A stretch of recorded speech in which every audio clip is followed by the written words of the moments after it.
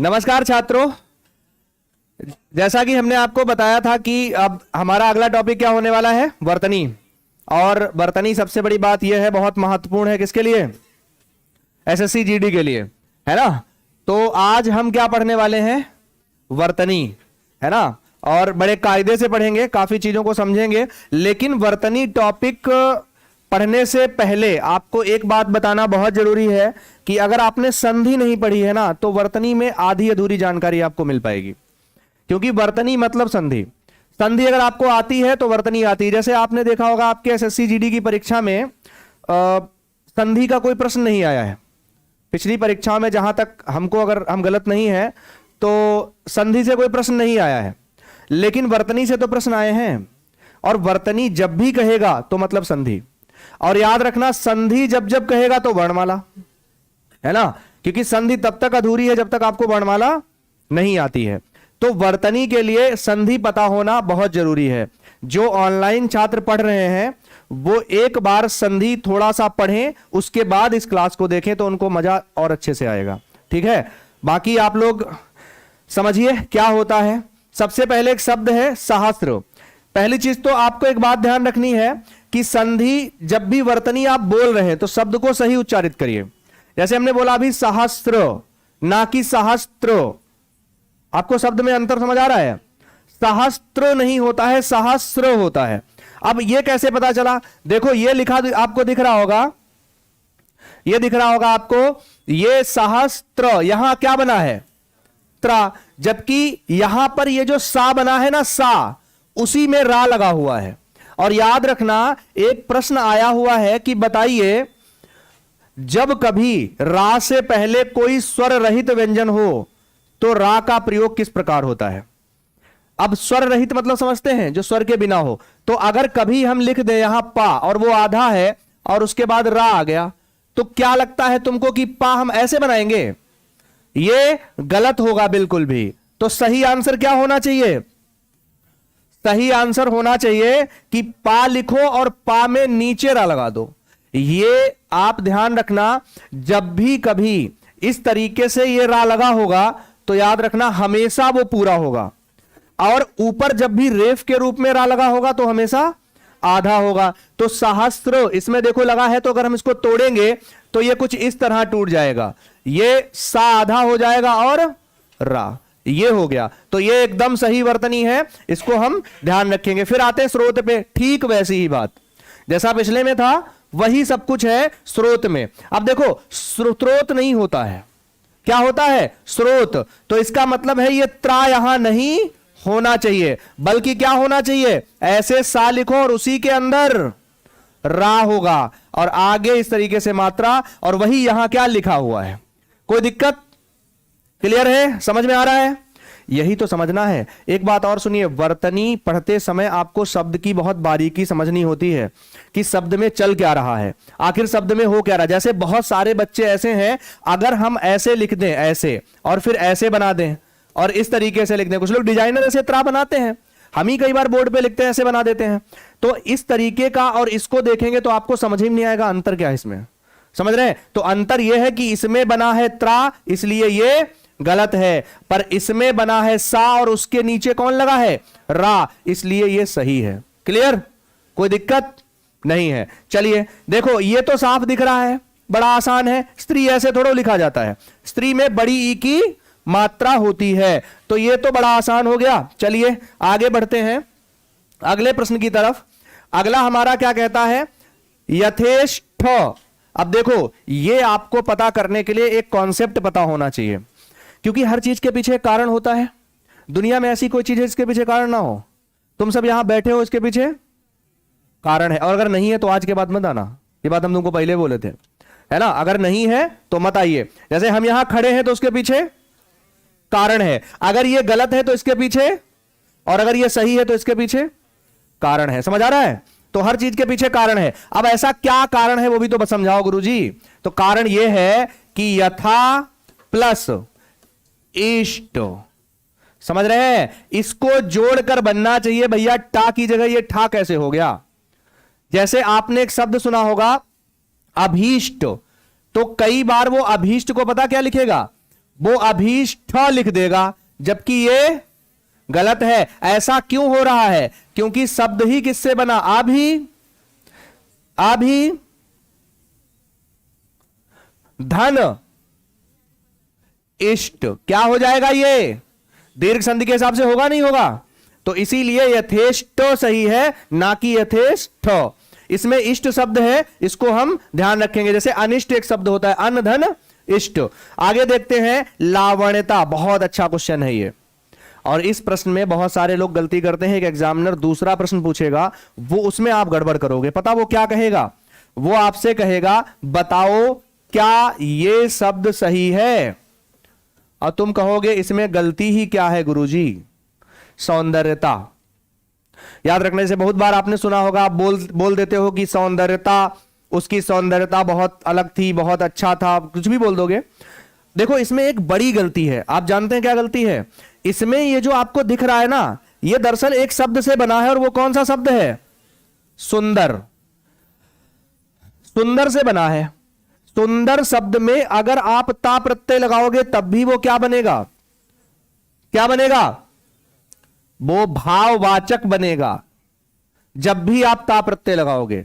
और याद रखना, अगर सुंदर शब्द में आपने या प्रत्यय लगाया तब भी वो भाववाचक बनेगा। ठीक है? इन दोनों में एक बात और सुनिए, प्रत्यय तो हम पढ़ने वाले हैं आगे टॉपिक में, क्योंकि उपसर्ग और प्रत्यय भी बचा हुआ है, उसको पढ़ेंगे, बहुत अच्छे से पढ़ेंगे। तो या जो है, इसकी एक विशेषता पता कैसी होती है? ठीक वैसी ही जैसे हम इक प्रत्यय लगाते हैं। याद करो, इक प्रत्यय लगाते हो। देखो इक प्रत्यय आपने किस पे लगाया, हम समझाते हैं आपको। जैसे हमने यहां लिखा, एक शब्द लिख दिया हमने यहां, ध्यान से सुनिएगा। जैसे हमने लिखा हृदय, और हमने इसमें क्या लगा दिया? इक। अब जब इक प्रत्यय आप इसमें जोड़ोगे तो ये जो री दिख रहा है आपको, ये री स्वतः आर में बदल जाएगा, बड़ा आ और रा आधा। तो जब ये बड़ा आ में बदलेगा तो ये हा पूरा होगा, नहीं होगा? और इसके बाद ये रा आधा हो जाएगा, प्लस ये दा और इक, क्योंकि या हटेगा तो ये क्या हो जाएगा? दिक। अब जब इसको रा को ऊपर रेफ के रूप में लगाओगे तो ये क्या हो जाएगा? देखो ध्यान से, हार्दिक। क्या लगता है, समझ में आया? हार्दिक कैसे बना? ऐसे ही ये सुंदर शब्द जो दिख रहा है, इसमें जैसे ये या प्रत्यय लगेगा, ये जो छोटा ऊ की मात्रा है ना, ये अ में बदल जाएगी। जैसे हमने आपको याद करो बताया था पिछली बार, नीति में ना से जो बड़ी की मात्रा है वो अ में बदल जाएगी। ऐसे ये जो ऊ है वो अ में बदलेगा, और ये जो रा पूरा है ना, ये आधा हो जाएगा। तो अब देख लो भाई इसको बना के, तो इसको जब हम बनाएंगे तो ये अ में बदला, और इधर ना और दा हो गया, और वो या रहेगा, और आधा रा, सौंदर्य हो गया। और ये जुड़ा तो इसने क्या बना दिया? इसने बना दिया सुंदरता। सुंदरता। अब इन दोनों शब्दों में कोई भी अंतर नहीं है एक चीज को छोड़ के, वो क्योंकि ये भी भाववाचक है और ये भी भाववाचक है। बस अंतर ये है, ये स्त्रीलिंग शब्द है और ये पुल्लिंग शब्द है। बात समझ में आ रही है?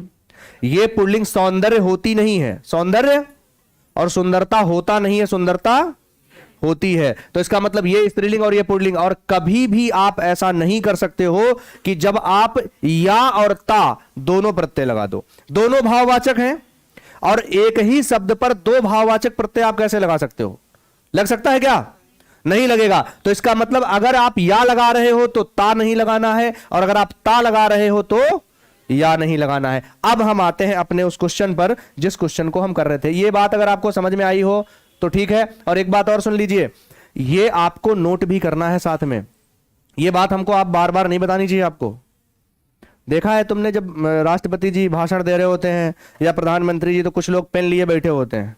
कोई आता है मोटिवेशनल स्पीकर, जब कोई लेक्चर वगैरह देते हैं, वो आपको मोटिवेट करते हैं, तो हाथ में एक पेन होता है ना। वो पेन किस लिए होता है? कि कोई भी काम की चीज है उसको फटाक से नोट कर लें, समझ रहे हैं?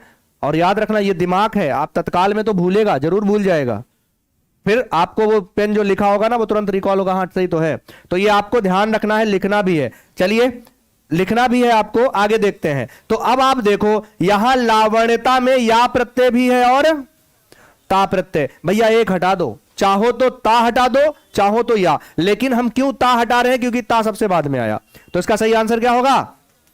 लावण्य। अब आपको समझ में आ रहा हो गुरुजी, तो आप ये कहना चाहते हो कि कल को अगर एग्जामिनर ने पूछ लिया सौंदर्यता, तो गुरुजी इसका मतलब है कि इसका भी आंसर क्या हो जाएगा, सौंदर्य। तो बिल्कुल हम यही कहना चाहते हैं। समझ आया, कोई दिक्कत नहीं है।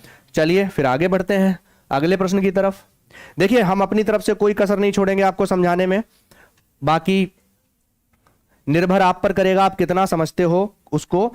चलिए देखते हैं भाई, अगला क्वेश्चन है वानमय।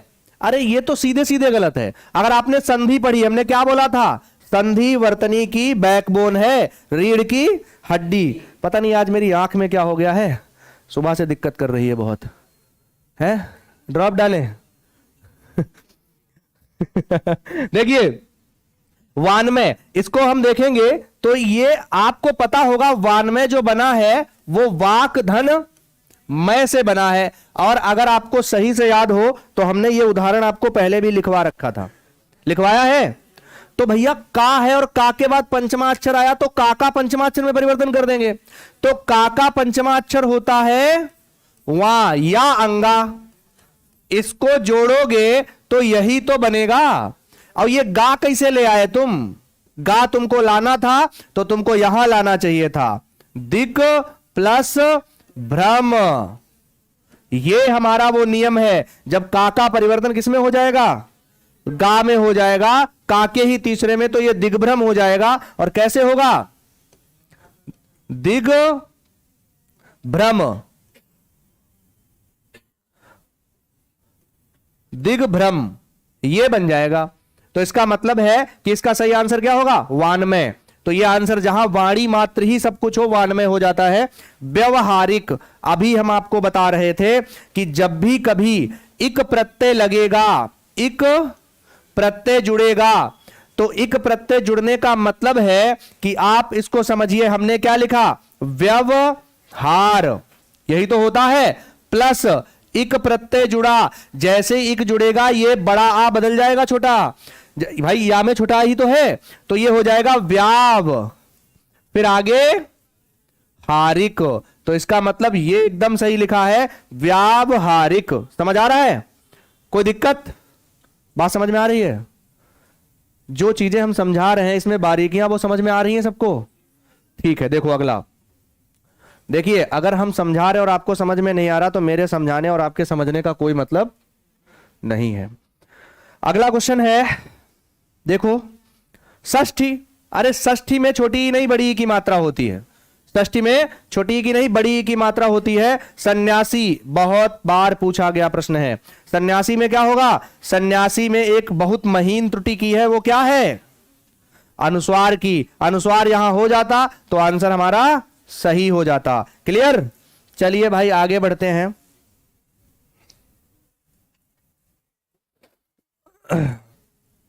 अगले प्रश्न की तरफ बढ़ते हैं और अगला प्रश्न हमारा है,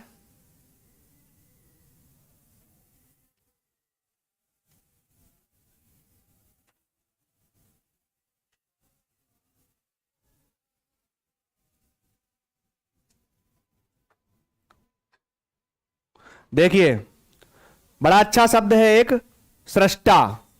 तो सृष्टा में री की मात्रा होनी नहीं चाहिए, कौन सी, री की मात्रा नहीं होनी चाहिए, क्योंकि सृष्टा जो शब्द बनता है उसमें ठीक वैसा ही जो हमने शुरू में बताया था आपको एक उदाहरण, तो सृष्टा में रा होना चाहिए, ठीक है। तो वही चीज है इसमें, तो सेम वही बात है, समझ में आ रही होगी, ठीक है। फिर आता है ऋजुता। अरे ऋजुता में री होना चाहिए, हमने आपको समझाया था, याद करो। तो इसका मतलब है कि ऋजुता ये एकदम सही है। जैसे रिद्धि, देखो रिद्धि में ये सही, हालांकि ये जो पीडीएफ है ये टाइप हुई है, पर एग्जामिनर आपसे कैसे पूछेगा, एग्जामिनर आपसे ऐसे लिखेगा, दा में धा लगाएगा और कहेगा बताओ सही। और ये दा आधा और धा यही तो सही है। हमने आपको बताया था जो नीचे दिखे ये नीचे है धा, अभी हमने थोड़ी देर पहले बताया, ये देखो सा लिखा, ये क्या है, रा, तो नीचे है। तो नीचे हमेशा कौन, जिसमें ताकत ज्यादा है। और ताकत किसमें ज्यादा है, जिसके अंदर कुछ ज्यादा है। जैसे आप में और किसी एक व्यक्ति में कुश्ती हो और एक दूसरे को एक तो गिराएगा ना किसी को, हो सकता है बराबर भी हो जाए, पर अगर एक गिरा रहा है दूसरे को तो इसका मतलब एक में ताकत है, और वो ताकत क्या है, उसके अंदर स्टेमिना ज्यादा है, पावर ज्यादा है। तो वो पावर आई कहां से, क्योंकि वो पावर है स्वर। तो जिसके अंदर स्वर उसके अंदर ताकत ज्यादा, और स्वर जिसके अंदर है उसके अंदर वजन भी तो ज्यादा होगा। जब एक वर्ण अंदर है और वजन वाली ज्यादा वजन वाली चीजें नीचे। आपको पता है कि आपके क्षोभ मंडल में जो गैसें हैं वो कैसी हैं, भारी। उसके ऊपर जितने मंडल बढ़ते जाएंगे उसमें कैसी गैसें मिलेंगी, हल्की। क्यों, क्योंकि ऊपर जितना जो गैसें मिलती हैं वो हल्की होती हैं, भारी गैसें नीचे रहती हैं। तो इसका मतलब रिद्धि में जो धा जो दिख रहा है इसमें स्वर है, तो इसीलिए ये नीचे है और दा आधा है। क्लियर। अगर हम यहां पर लिख देते कि बताओ इसमें कौन आधा कौन पूरा, तो रा पूरा है और दा आधा है। चलिए आगे बढ़ते हैं। अगला देखो, अगला प्रश्न है कि रिद्धि हो गया, अगला प्रश्न बढ़ता है। अगला प्रश्न है एनक। भैया एनक होता ही नहीं है, कौन होता है, ऐनक होता है। इसमें एनक लिख दिया तो ये एनक नहीं ऐनक होता है, जिसको आप चश्मा भी कहते हैं। लेकिन याद रखना चश्मा हमारी भाषा का शब्द नहीं है, ऐनक है। ऐनक ऐलान, अरे ऐलान नहीं होता है, ऐलान ऐलान होता है। याद रखना, आप गलत बोल दे तो ऐलान करते हैं, ऐलान नहीं ऐलान। ठीक है, तो ऐलान होगा। अवगुण नहीं होता है, याद रखना है ना, अवगुण नहीं क्या होगा, अवगुण। जैसे एक शब्द है, आप लोग बहुत सारे लोग गलत लिखते हैं, बताओ क्या ये सही है, बताओ क्या ये सही है, गलत है, गलत है। कितने लोगों को लगता है गलत है, अच्छा, और कितने लोगों को लगता है सही है, सही वाले भी तो हाथ उठाओ। ये अधड़ वाले बहुत लोग हैं जो ना तो सही में है और ना गलत में है ना, वो ये तय ही नहीं कर पा रहे हैं गुरुजी है क्या ये। आपको बताए, मेरे बहुत सारे ऐसे जानने वाले छात्र हैं जो कक्षा में बैठकर जब टेस्ट देते थे तो उनका स्कोर आता था 80-85, और जब परीक्षा में गए तो वहां स्कोर रह गया 40-45। ऐसा जानते हैं क्यों हुआ, क्योंकि वो जो बच्चे थे वो चीटिंग करते थे। और हमने आपसे बार बार कहा है कि अगर आप कभी टेस्ट में चीटिंग या खुद से आप कोई चीज छिपाते हो तो ये किसी और से थोड़ा छिपा रहे हो, किसी और के साथ थोड़ा धोखा कर रहे हो। किसके साथ कर रहे हो आप, खुद के साथ। भाई कोई और के साथ धोखा नहीं हो रहा है। तो ये बारात अगर आपको लगता है गुरुजी ये सही है तो शर्म किस बात की, सही बताओ। और अगर लगता है गलत, और कौन सा यहां मृत्युदंड मिलने वाला तुमको है। अरे ठीक है, यहां गलती करोगे तो एग्जाम में गलती नहीं होगी, पर यहां गलती से बचोगे तो एग्जाम में पक्का गलती होने वाली है। आज मेरे आंख में बहुत दिक्कत हो रही है, पता नहीं क्या हुआ है। देखो, तो ये बारात नहीं होगा बल्कि सही क्या होगा, बारात। और बारात में पूछेगा संज्ञा कैसी, तो समूह वाचक। क्या लगता है दूल्हा अकेला जाता है, वो अकेले चला आता है कोई तो जाएगा साथ में। तो अवगुण नहीं अवगुण होगा, एकदम सही है। चलिए आगे बढ़ते अगले प्रश्न की तरफ। अगला प्रश्न है अंतरात्मा। अब देखो ये बड़ा ही साधारण क्वेश्चन है, लेकिन अगर साधारण तभी है जब आप संधि जानते हो। अगर आपको संधि आती है तो यह बहुत साधारण प्रश्न है। कैसे, देखो आपको अगर हम कहें अंतः, आपसे अगर हम कह दें अंतः, अंतः धन आत्मा, और ये जो रा, ये विसर्ग है ये आधे रा में परिवर्तित हो जाएगा, तो ये हो जाएगा अंतर्धन आत्मा। अब आप मुझे ये बताओ, इसको जब हम जोड़ेंगे तो क्या लगता है, ये बड़ा आ रा को पूरा करेगा और रा में अपनी मात्रा भी तो लगा देगा, आगे हो जाएगा तमा। तो अंतरात्मा, रेफ ऑफ का कोई काम नहीं है, तो इसलिए आंसर इसका सही क्या हो जाएगा, अंतरात्मा। क्लियर। आगे बढ़ते हैं अगले प्रश्न पर। गवार। भैया गवार में कुछ नहीं है, यहां पर दिक्कत यह है कि चंद्र बिंदु लगनी चाहिए या फिर अनुस्वार लगना चाहिए। तो याद रखना ये चंद्र बिंदु होनी चाहिए थी, अनुस्वार नहीं होना चाहिए था, इसलिए ये वाला आंसर सही है, ये गलत है। ये बहुत महीन मिस्टेक है और बहुत खतरनाक मिस्टेक है, आप जान नहीं पाएंगे इसमें गलती क्या होती है। जैसे अनुस्वार की एक गलती होती है, पूछता है बताओ क्या लगता है ये मेढक सही लिखा है, लगता है सही लिखा है, गलत लिखा है। अब गुरुजी ने लिखा तो गलत ही लिखा होगा। कुछ लोग तो बहुत एक्स्ट्रा ऑर्डिनरी सोचते हैं, एकदम सातिर दिमाग। वो सोचते हैं गुरुजी ने यहां लिख के पूछा ही है तो गलत ही पूछा होगा पक्का, है ना। तो क्या लगता है, जरूरी है गलत लिखे, हम सही भी लिख सकते हैं। सही है, गलत है या सही? जो गलत बताएगा वो इनाम पाएगा, जो सही बताएगा वो भी इनाम पाएगा, है ना? पर इनाम में अंतर होगा। क्या है? गलत, गलत है। क्या गलत है इसमें? है? बिंदी नहीं बोलते उसको, अनुस्वार बोलते हैं बेवकूफ। ये बिंदी नहीं है है ना? इसको अनुस्वार कहते हैं। आज भी वही कक्षा 3-4 वाली बात करोगे, है तो बात है। अब कह रहे गुरुजी ये बिंदी नीचे लगा दो। अरे नीचे लगाएंगे तो ये उत्क्षिप्त बन जाएगा, बन जाएगा नहीं बन जाएगा? ये उत्क्षिप्त बन जाएगा। तो ये मेढक में कोई अनुस्वार या कुछ नहीं होता है, और अगर हमने इसमें लगा दिया तो मेढक हो जाएगा, मेढक नहीं मेढक। क्लियर?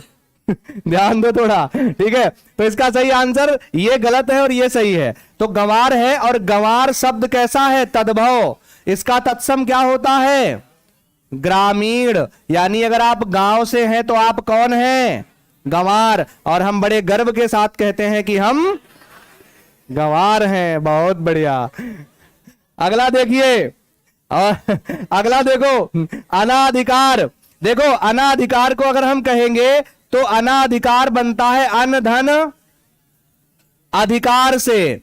अब आप मुझे एक बात बताइए, अगर ये ना आधा है और यहां छोटा आ है तो भैया ये छोटा आ ना को पूरा ही तो करेगा, और अगर ये सिर्फ पूरा कर पाएगा तो इसमें बड़ा की मात्रा आई कहां से?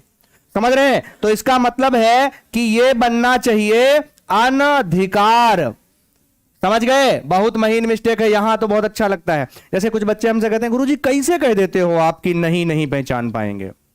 हम कहते हैं कि लिखा होगा परीक्षा में इनमें से कौन सी वर्तनी सही नहीं है, अब वो तुम नहीं नहीं देख पाओगे। तो पता बच्चे क्या कहते हैं? गुरुजी पता नहीं कैसे बोल रहे हो। तो एग्जाम में होके आओ तब बताना आके हमको, है ना? वहां नहीं दिखेगा आपको, ये अनुभव बता रहा है। हम भी एग्जाम तो देते हैं और दिए हैं बहुत सारे, तभी तो आपके सामने खड़े, अनुभवी तो बता रहे हैं आपको। तो अनधिकार हो जाएगा, तो ये वाला एकदम सही आंसर हो जाएगा। ठीक है? और कैसे सही है आप समझ गए? उपसर्ग कौन लगा है? अन उपसर्ग लगा है। ठीक है? तो ये हमारा सही हो जाएगा। चलिए आगे बढ़ते हैं अगले प्रश्न की तरफ। और अगला हमारा कौन है? सेम वही क्वेश्चन है, इसमें तो कुछ बताने नहीं। अनाधिकृत लिखा हुआ है तो अनाधिकृत नहीं बल्कि क्या होगा? अनधन अधिकृत। क्लियर? जहां अधिकार क्षेत्र ना हो, सेम बात वही ऊपर वाली लिखी हुई है। अगला देखो, यह प्रश्न अच्छा है। अक्षुण्य होता है या अक्षुण होता है? तो याद रखना, अगर आपको लगता है कि गुरुजी इसमें या होना चाहिए तो यह गलत है। आप केवल क्या होता है? अक्षुण होता है। ठीक है? एक अणा आधा होगा और एक अणा पूरा होगा। और याद रखना, जब कभी दो व्यंजन आपस में जुड़कर मिल जाएं, देखो समय कम रहता है, वरना हम चाहें तो आपको इसी इन 10 शब्दों में इतना कुछ बता देंगे ना कि आपके लिए 1000 चीजें तैयार हो जाएंगी। लेकिन बात यह, हमको और शब्द भी तो पढ़ाने हैं, तो इसलिए समय कम रहता है। तो ये ध्यान दो, ये अणा आधा और ये अणा पूरा, जब भी कभी दो, ये सच है। इस एक शब्द में अगर आप देखोगे तो शा को समझाएं, आ को समझाएं, ऊ को समझाएं, अणा को समझाएं क्या होता है, पंचमाक्षर समझाएं क्या होता है, स्पर्श व्यंजन समझाएं क्या होता है। समझो, इतनी सारी चीजें समझाएं, नहीं समझाएंगे, लेकिन ये उसके लिए है जिसको कुछ नहीं आता, है ना? और आप जानते हैं एसएससी जीडी 1 महीना है, बड़ी ईमानदारी के साथ बोल रहे हैं, अगर आप जीरो हैं तो आप एग्जाम क्रैक नहीं कर पाएंगे, है ना? उसके लिए आप हमारा फाउंडेशन बैच ज्वाइन करिए। अगर आप जीरो है ना, फिर भी आप हीरो हो जाएंगे, ये पक्का है ना? हिंदी में तो हम विश्वास दिलाते हैं आपको हिंदी में पूरे नंबर मिलेंगे, पर समय देना पड़ेगा। ठीक है? वो जरूरी है। देखो ये अणा जो है ना, जब भी कभी एक अणा और एक आधा अणा, अणा ही नहीं, जैसे आप बोलते हो लल्ला, लल्ला का मतलब क्या हुआ? एक ला आधा फिर एक ला पूरा। जैसे आप बोलते हो मम्मी, जैसे आप बोलते हो घुमक्कड़, एक का आधा फिर का। समझ रहे हैं? तो ऐसे वर्णों को हम कहते हैं द्वित्व व्यंजन। ये कैसे है? द्वित्व व्यंजन है। इस बात को ध्यान रखना भैया। आध्यात्मिक नहीं होता है और एक ही बात घूम रही है बार बार। पता क्यों? क्योंकि इक प्रत्यय लगा, और अगर इक प्रत्यय लगा तो ये छोटा आ बड़ा में बदलेगा नहीं बदलेगा? तो ये आध्यात्मिक नहीं, क्या होगा? आध्यात्मिक। बात समझ में आ रही है?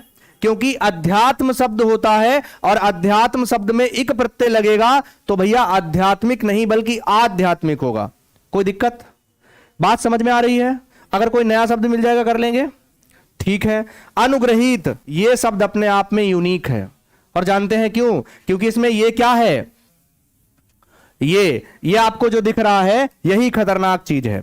आप जान ही नहीं पाओगे सर इसमें रा की दिक्कत होगी या फिर किसकी, या फिर री की दिक्कत होगी। तो देखो ध्यान से भैया, इसमें अनुग्रहित जब भी लिखा होगा तो ये रा हो ही नहीं सकता है।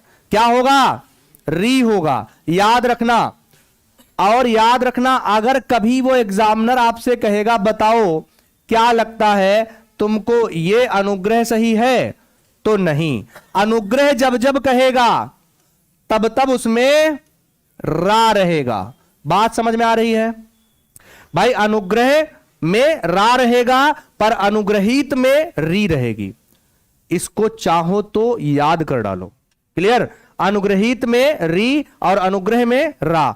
ठीक है। अहिल्या होता ही नहीं है, अहल्या होता है। इसके जैसा एक और शब्द आता है, पता कौन सा? हां बिल्कुल, कोई बोला। जैसे वो आपसे कहेगा द्वारिका होगा क्या सही? नहीं। क्या सही होगा? द्वारका सही होगा। द्वारिका सही नहीं होगा। क्या होगा? द्वारका। ठीक है। उसके बाद आगे बढ़ते हैं अगले प्रश्न की तरफ। अगला है अंतर ध्यान। पहली चीज तो आप एक चीज समझो, कभी भी इसमें कोई गलती नहीं है, बस एक गलती है कि ध्यान नहीं होता है ये अंतर ध्यान, बाकी सब कुछ सही है। अच्छा एक बात और सुनिए, थोड़ा रेफ वाली बात समझा देते हैं आपको। ये जो रेफ लगा है, रेफ, ये रेफ हमेशा वहां पर लगता है जहां पर क्या होता है, ये रेफ वहां पर लगता है जहां पर वो अपना उच्चारण करता है ठीक उसके बाद। जैसे हम अगर आपसे कहें गर्व, तो आप जानते हैं गर्व आपने ऐसे क्यों लिखा, क्योंकि गर्व वास्तविक रूप में इस तरीके से है। समझ में आया? रेफ जहां वास्तविक तौर पर होगा हमेशा उसके बाद लगेगा। जैसे एक वर्तनी आपसे कई सारे एग्जाम में पूछी गई है जिसमें कहा गया है क्या, ऐसे करके लिख देता है, कहता है क्या ये सही है?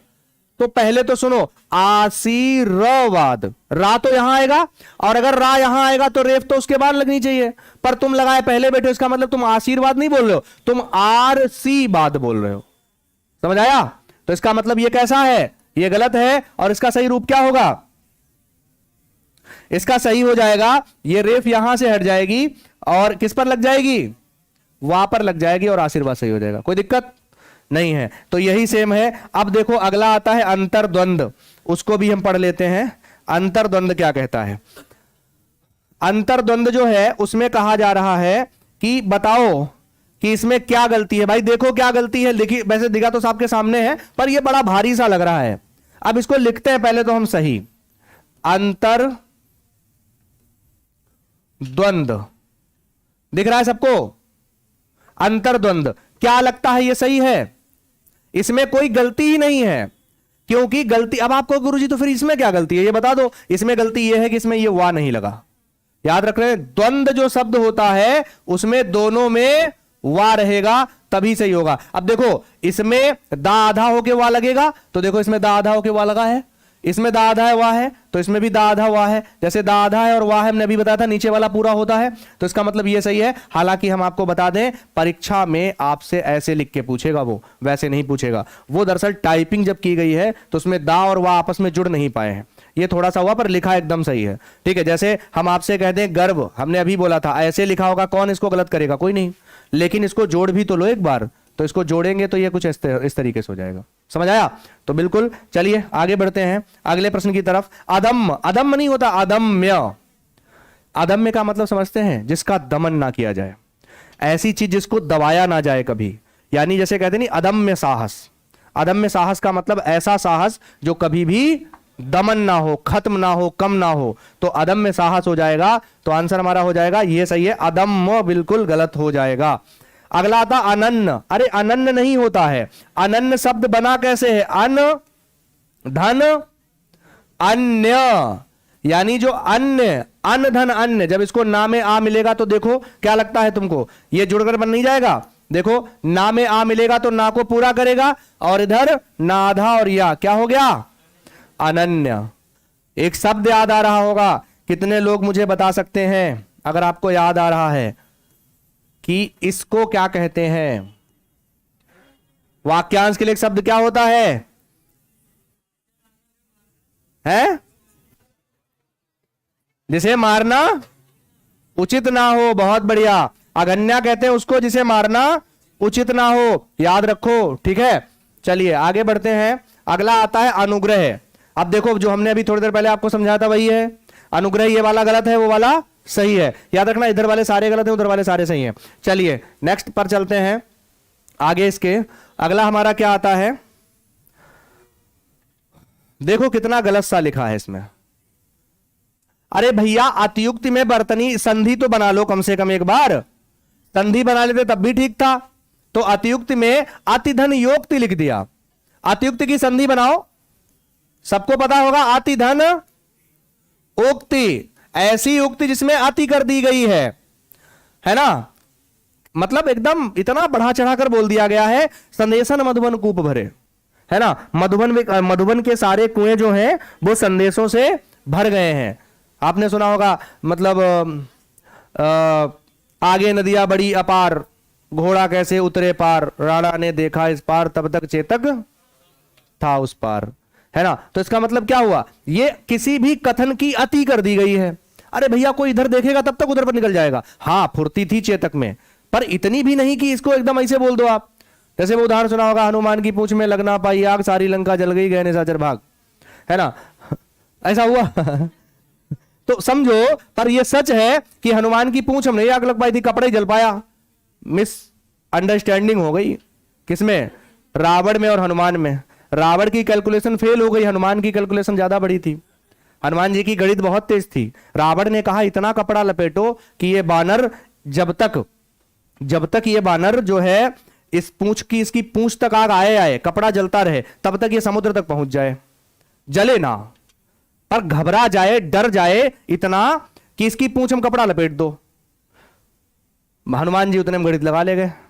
हनुमान जी ने कहा लपेटो, तुम जितने में लपेटोगे, जितने में जाना है लंका के पार समुद्र तक, उतने में हम पूरी लंका जलाएंगे और उतने में तब समुद्र में जाके फिर पूंछ बुझा लेंगे। और वही किया। रावण ने कहा ये तो गड़बड़, मिस कैलकुलेशन हो गई, है ना।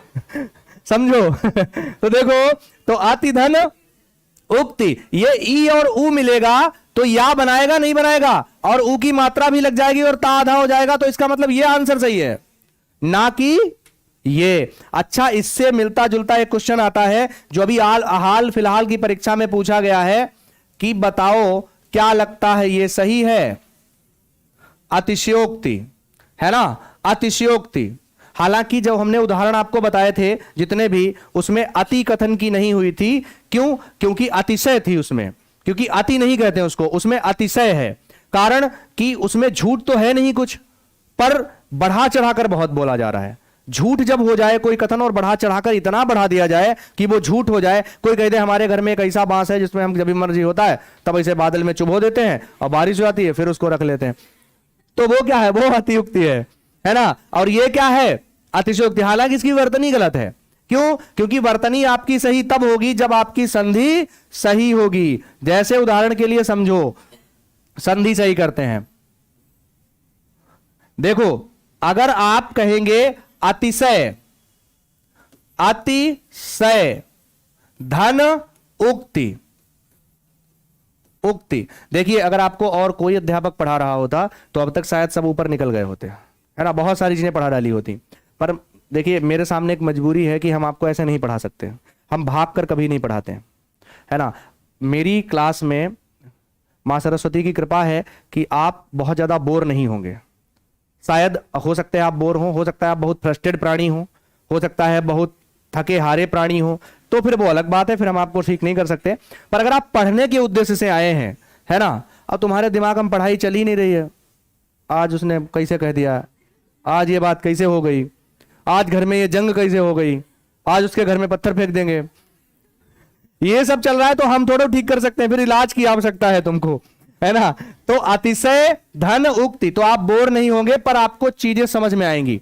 ये आ और उ मिलेगा, ओ बनेगा, तो इसका मतलब है, इसका सही आंसर जानते हैं क्या हो जाएगा, इसका सही आंसर हो जाएगा अतिशयोक्ति, यानी कि सा जो है वो पूरा रहेगा, क्योंकि अतिशय धनोक्ति हुआ है, सा आधा हो कैसे गया, तो इसीलिए इसमें अतिशयोक्ति वाली ये वर्तनी सही होगी। आप लोगों को जब कोई नई वर्तनी हम बताते हैं तो आपको उसको तत्काल प्रभाव से लिख लेना चाहिए, ठीक है। ये आपकी जिम्मेदारी है, मेरी नहीं है, ठीक है। हमारी जिम्मेदारी हम अपनी बखूबी निभा रहे हैं, ठीक है। आप तुरंत लिख लें उसको। आगे बढ़ते हैं। अभीष्ट, अभीष्ट में हमने आपको अभी बताया था, अभीष्ट नहीं होता है, अभीष्ट होता है। तत्कालिक नहीं होगा भैया, ये फिर से इक प्रत्यय आ गया, और इक प्रत्यय भैया कहेगा तुम बड़ा क्यों नहीं बने, हमारे साथ चलोगे तो वो कहेगा बन तो गए, तो ये सही आंसर। क्लियर, बड़े बनना पड़ेगा उसके साथ, अगर ई है तो ए बनना पड़ेगा, है ना। आगे बढ़ते। तपस्या, तपस्या में ये तालब्य सा नहीं आता है, बल्कि दंत सा, कोई बोल रहा है मूर्धन्य सा आता है, सामने लिखा है दंत सा, मूर्धन्य कैसे हो जाएगा, मूर्धन्य सा ये होता है, ये वाला, है ना। तो ये हमारा हो जाएगा आंसर। चलिए आगे बढ़ते हैं। अगला आता है तिलांजलि। देखो तिलांजलि में तो दूर से लग रहा है गलती क्या है। तिलांजलि का मतलब होता है जब किसी से पूरी तरीके से छुटकारा पाना हो, किसी से पूरी तरीके से छुटकारा। जैसे हिंदू धर्म के रीति रिवाज के अनुसार जब अंतिम संस्कार करके व्यक्ति सब लौटते हैं तो स्नान करते वक्त वो तिलांजलि देते हैं, तिल की अंजलि से तिल चढ़ाते हैं। तो इसका मतलब यह होता है अब उस व्यक्ति से पूरा वास्ता छूट गया है, अब उससे कोई मतलब नहीं है। तो ऐसे ही तिलांजलि नहीं होता है, तिलांजलि, क्योंकि इस शब्द में कोई गलती नहीं है, बस एक गलती है, पता क्या, इसमें अंजलि की वर्तनी गलत लिखी है। अंजलि ऐसे होता है ना कि अंजलि। अब ये वो अंजलि थोड़ा है, आपने सुना होगा अंजलि, है ना। किसी का यदि नाम है तो वो अन्यथा में मत ले, ये मात्र और मात्र एक संयोग होगा। अगला आता है फिर से वही द्वंद्व, और द्वंद्व में हमने आपसे कहा था दोनों में वाह, तो ये बात एकदम सही होगी। ये देखो द्रष्टव्य, हमने अभी थोड़ी देर पहले आपसे कुछ कहा था, अगर आपको याद हो तो हमने कहा या प्रत्यय बनेगा तो री को रा बना देगा, बनाएगा नहीं बनाएगा, तो ये दृष्ट तो री से होता ही है, पर ये तुरंत रा बन जाएगा। तो ये द्रष्टव्य जो है वो उसमें ऐसे लिखना है, द्रष्टव्य, यानी कि री नहीं होना चाहिए, क्या होगा दृष्टव्य, सॉरी द्रष्टव्य, दृष्टव्य नहीं होगा। तो याद रखना ये क्वेश्चन गलत करने की संभावना बहुत सारे लोगों की है, क्योंकि उनको लगेगा दृष्टि से दृष्टव्य, पर नहीं द्रष्टव्य होगा। ऐसे ही बिल्कुल सेम हूबहू क्या होगा प्रष्टव्य, और शायद आपकी परीक्षा में भी आया है। आगे बढ़ते हैं, अगले नंबर पर चलते हैं हम। अगला आता है दुख। तो दुख की वर्तनी क्या लगता है, ये सही है, ये वाली सही है। दुख, दुख का मतलब होता है कि जहां पर विसर्ग लगा हो, वो वर्तनी एकदम सही है, दुख होता है। ठीक, चलिए भाई नेक्स्ट की तरफ बढ़ते हैं। अगला आता है द्वारका। ये भी समझाया है, नहीं समझाया, अभी तो बता दिया आपको द्वारका क्या होता है। द्वारका का मतलब होता है द्वारिका नहीं, ये तो गलत है, द्वारका होगा। तो द्वारका सही आंसर है, और द्वारका गुजरात में है। कहां है, गुजरात में। सोचो गोपिकाओं को कहां मथुरा छोड़कर, कहां भगवान कहां गए, द्वारका चले गए थे, हैं कहां गए थे, बहुत मजा आ रहा है, गजब। अगला देखो देहिक। देहिक नहीं होगा, ऐसा क्यों हो रहा है, क्योंकि देह प्लस इक, और भैया ये इक प्रत्यय बहुत खतरनाक है। ये कहता है तुम छोटे कैसे रह गए, हमारे साथ आए हो तो बड़े बनो, तो ये कहेगा तुम ए नहीं ए बन जाओ, तो ये देहिक नहीं बल्कि दैहिक होगा। जैसे आपने सुना होगा पितृ वाला, पितृ, पितृधन एक, तो पितृधन एक जैसे ही एक लगा वो कहेगा छोटी कैसे रह गए तुम, ए बनो, तो ए बन गया, तो इसका मतलब आंसर क्या होगा पैतृक हो जाएगा। आगे पढ़ेंगे। दृष्टिकोण सही है, इन दोनों में सही लिख दिया है। दरअसल ये थोड़ा सा गलत है, ये भी सही है और ये भी सही है, ठीक है, ये दोनों सही है, लेकिन एग्जामिनर फिर कहोगे आप गलत कैसे लिखेगा, गलत वो ऐसे लिखेगा, कहेगा बताओ क्या ये दृष्टिकोण सही है, तो बिल्कुल नहीं है, ये दृष्टिकोण गलत है, ठीक है, गलत है ना। तो इसका आंसर ये गलत होगा, और सही कौन होगा, ये वाला, ठीक है। आगे बढ़ते हैं, बहुत अच्छा प्रश्न है, परीक्षा में पूछा गया है, कौन सा है, धनाढ्य। तो धनाढ्य देखो क्या होता है भैया, धनाढ्य नहीं होता है, धनाढ्य होता है। क्या होता है? ये डा नहीं होगा बल्कि ढा होगा। धनाढ्य, जिसके पास धन हो वो क्या है? धनाढ्य। ठीक है। नयन नहीं होता है, नैनो बाले ने, आंसर क्या होगा? नयन, नयन होगा। ठीक है। क्या हो सकता है? नयन। और हो नहीं सकता है। ये क्या लगता तुमको नहीं बताया हमने? निरोग संधि है हमारी एक, उसमें कहता है जब कभी भी नि प्लस रोग आए, यानी कि एक नियम कहता है जब भी कभी विसर्ग से पहले छोटा आ बड़ा को छोड़कर कोई स्वर हो और विसर्ग के बाद रा आ जाए तो विसर्ग को गायब कर देते हैं, यानी विसर्ग का लोप हो जाता है, और विसर्ग से ठीक पहले आए हुए ह्रस्व स्वर का परिवर्तन दीर्घ में हो जाता है। जैसे इसका तो ये सही है, लेकिन हो सकता है आपसे ये पूछ ले कि बताओ निह प्लस रस क्या होगा? तो ये कैसा हो जाएगा? नीरस। जिसके अंदर रस नहीं है वो क्या है? नीरस। कुछ लोग कह रहे होंगे गुरुजी हमारे अंदर रस नहीं है। रस का मतलब कुछ और होता है, यानी रस का मतलब होता है प्रेम है ना, भाव, वही रस, प्रेम, श्रृंगार नहीं है किसी के अंदर। देखो परिशिष्ट, परिशिष्ट क्या लगता है सही है? परिशिष्ट सही नहीं है। परिशिष्ट हम बोल बार बार सही रहे, परिशिष्ट, परिशिष्ट होता है सही, बल्कि परिशिष्ट लिखा है। तो याद रखना परिशिष्ट इसको बोलेंगे, ना कि ये गलत बिल्कुल हो जाएगा। तो आंसर हमारा कौन सा सही है? परिशिष्ट। फिर आता है पतित। अब देखो पतित ये गलत लिखा है, पतित में हलंत नहीं होगा। ठीक है। पर अगर आपसे कहेगा बताओ पृथक में हलंत होगा, अगर कह देगा बताओ गुरुजी क्या इसमें हलंत होगा, तो बिल्कुल इसमें होगा, इसकी वर्तनी में हलंत होगा। ये हम क्यों बता रहे हैं? ये मिलते जुलते शब्द हैं। जैसे इसी में हलंत है, इसमें हलंत नहीं होना चाहिए, इसमें क्या होना चाहिए? सही, पतित। ठीक है। अब पांडे जी है ना, ये पांडे जी है ना कि पांडे जी होता है, तो सही आंसर क्या हो जाएगा? पांडे। कोई बैठा है पांडे? कुछ लोग बैठे भी होंगे, हैं? बैठे हैं? कोई कह रहा है बाहर बैठे हैं। देखो पैतृक, पैतृक तो गलत लिखा है, और ये अभी पिछली परीक्षा में पूछा गया, यूपीएससी ने पूछा था ये कि बताओ इसमें कौन सी वर्तनी सही है। तो पैतृक में ये वाली वर्तनी सही होगी, ये। अब आप कहोगे गुरुजी ये कैसे हो गया? तो ये आप याद रखना संधि के हिसाब से यही बनेगा। संधि जब आप बनाओगे तो ये बनेगा। कुछ उदाहरण ऐसे होते हैं जो संधि के हिसाब से गड़बड़ करते हैं, संधि के हिसाब से ये बनना चाहिए, पर सही वर्तनी उसकी पैतृक ही होती है। क्लियर? प्रज्वलित, ये तो बिल्कुल कैसे डाल दिया पता? ये तो आपको सिर्फ कंफ्यूज करने के लिए उज्जवल वाला लॉजिक उसने फेंका है। उसने कहा तुम फंस जाओ इस जाल में, और तुम फंस भी जाओगे। तुम कहोगे गुरुजी सही तो लिखा है, गलत। पता क्यों? क्योंकि प्रज्वलित बना है प्राधन ज्वलित से। तो इसका आंसर सही क्या हो जाएगा? तो इसमें कौन सा दो जा बनने वाले हैं? कोई तो नियम फॉलो नहीं कर रहा है, तो इसका मतलब इसका सही आंसर क्या होगा? प्रज्वलित। चलिए आगे बढ़ते हैं नेक्स्ट पे। अगला हमारा आता है, फिर से देखते हैं,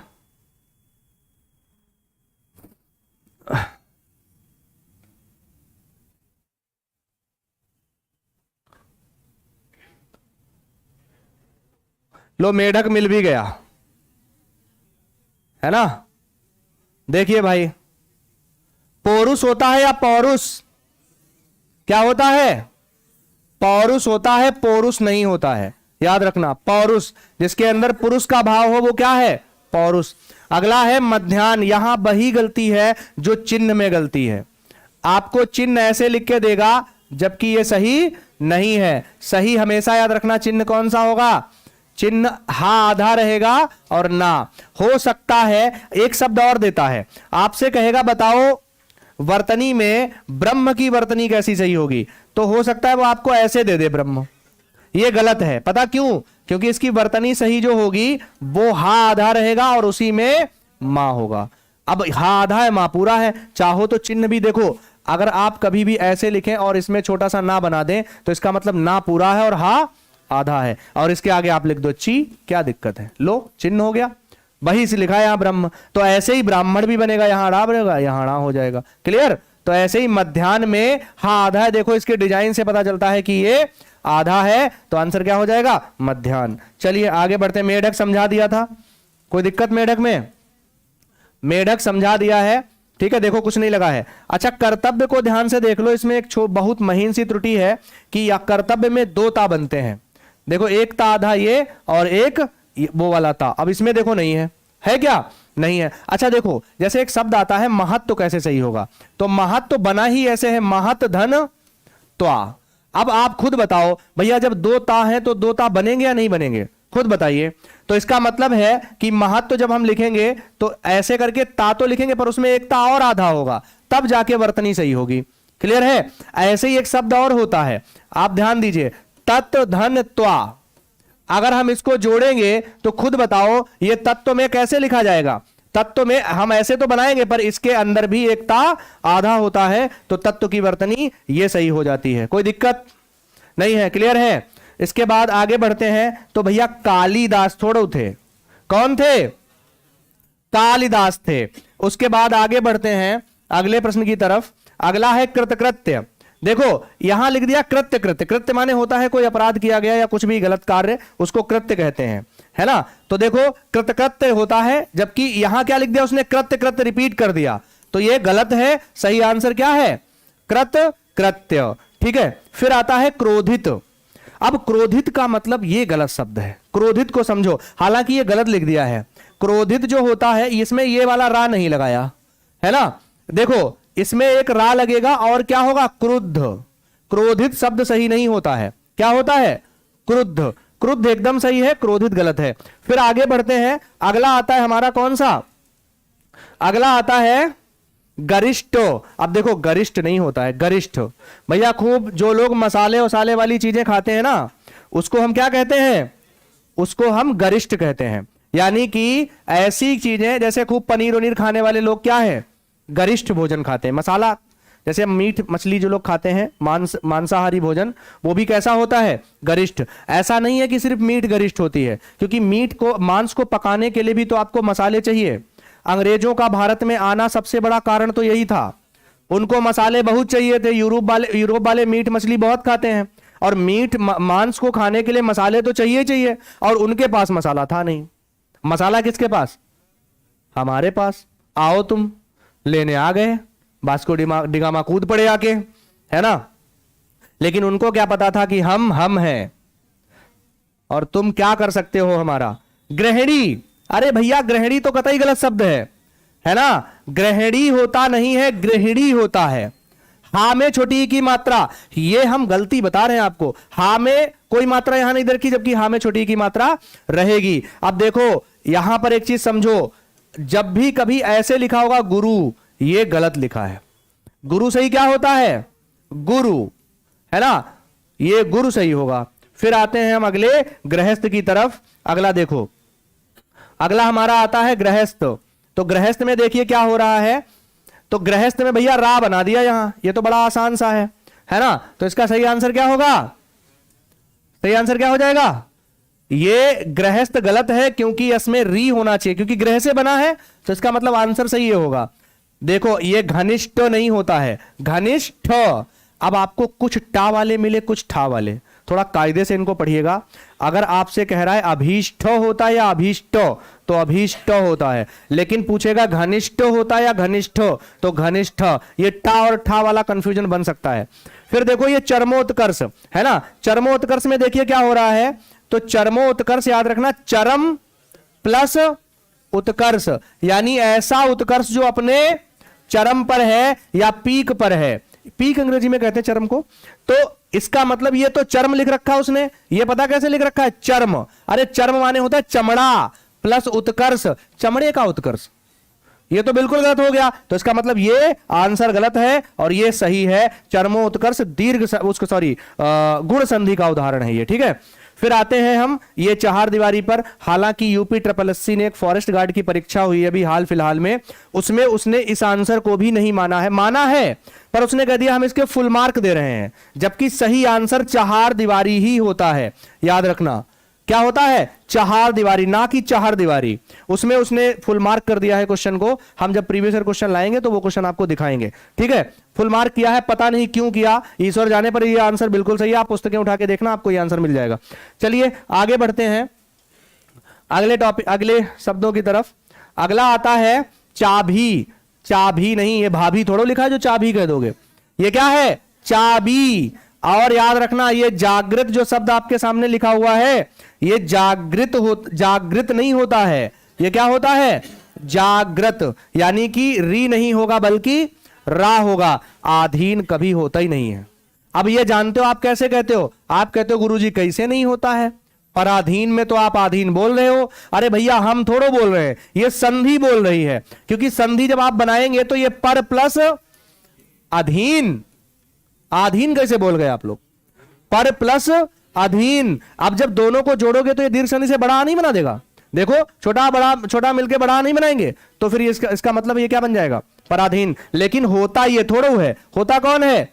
आधीन होता है। ये बिल्कुल हूबहू वही प्रश्न है जो प्रश्न अभी हमने आपको चिन्ह वाला करवाया था। देखो ये दिया है इसमें आह्लाद। भैया आह्लाद होता ही नहीं है, बिल्कुल गलत है। आंसर हमारा क्या होता है? आपको याद रखना है, हा आधा होता है और ला पूरा होता है। तो ये आह्लाद। अच्छा, इसको लिखने का दूसरा तरीका हमने फिर वही बताते हैं। ऐसे हा लिखो, इसी के अंदर आप ला बनाओ और ऐसे लिख दो। समझ आया? तो ये आह्लाद भी हो जाएगा। अच्छा ठीक वैसा ही ये भी है। आवाहन थोड़ी ना होता है, आवाहन आह्वान होता है। तो इसका मतलब ये हा आधे हैं, ध्यान रखना। तो इसका सही आंसर हमारा ये हो जाएगा, ठीक है। तो कुछ संधि और हमारी वर्तनी बची हैं, उनको हम कंप्लीट कर लेते हैं कल, ठीक है। आज के लिए इतना ही, धन्यवाद।